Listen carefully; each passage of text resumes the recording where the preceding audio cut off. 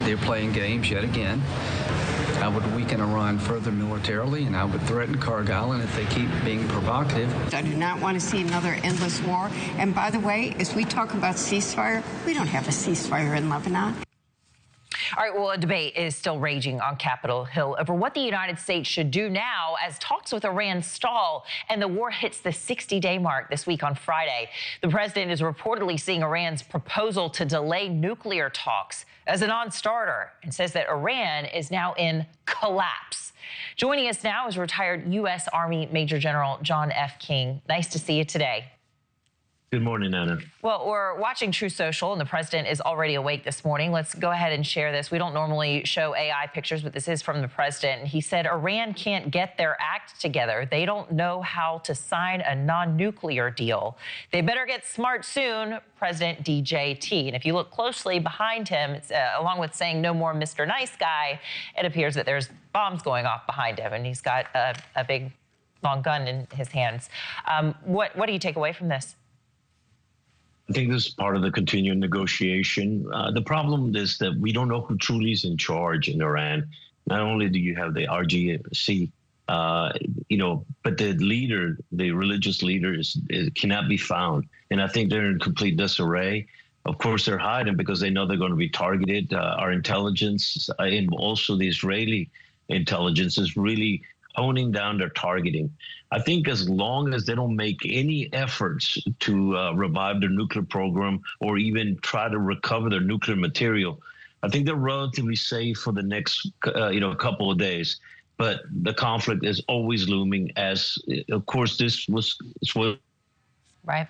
Well, let's move on to this. There's a new report out in Axios, and I think we can pull that up as well. And the question is sort of hanging out there. Is this a new Cold War? Several U.S. officials told Axios that they are concerned about America getting drawn into a frozen conflict of no war and no deal. Now, some of our viewers were not even alive during the Cold War. So can you break down what this could mean, and do you see signs of that? Unfortunately, we have lost our guest, I think. Are we going to be able to get him back? Okay, Major General John King, were you able to hear my question here? Are we in the midst or at the beginning of or looking to a Cold War? I don't think so, and I think we are in a process right now, continuing pressure on the regime. The problem is that the regime, they're having internal challenges of trying to really figure out who's in charge. Either it's their foreign office, their speaker, or the RGRC. And so I think they're in complete disarray, and I think the president is correct in trying to figure out who's in charge.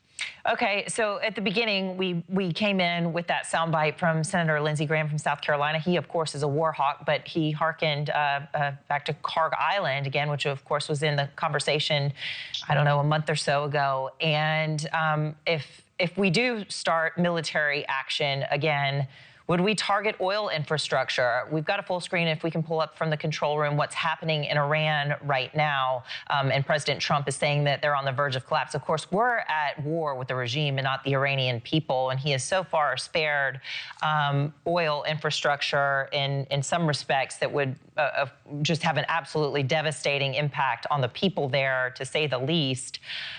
Would we target Karg Island and target more oil infrastructure?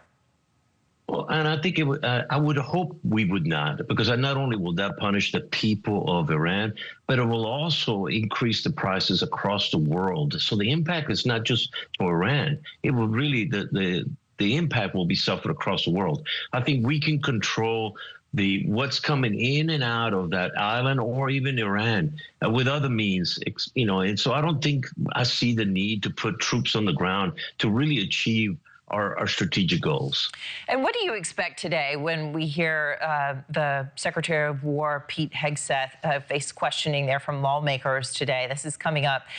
They're expected to be asking for more money here. He's going to be grilled by Congress for the first time since the war began. He has, along with the Joint Chiefs of Staff, Dan Kane, held televised press conferences, but has not been grilled by lawmakers yet. expected to be talking about the need for more drones, more warships, more missile defense systems, and then also potentially be grilled by Democrats saying, you know, were we prepared for Iranian drones that killed or injured American troops? What are you expecting today? I think it's going to be a very tough conversation from both sides of the part, because I mean, we remember the Iranians have been attacking with cheap, low-tech drones, and we've been using some of our very high-tech, very expensive munitions because really we weren't prepared for this kind of threat.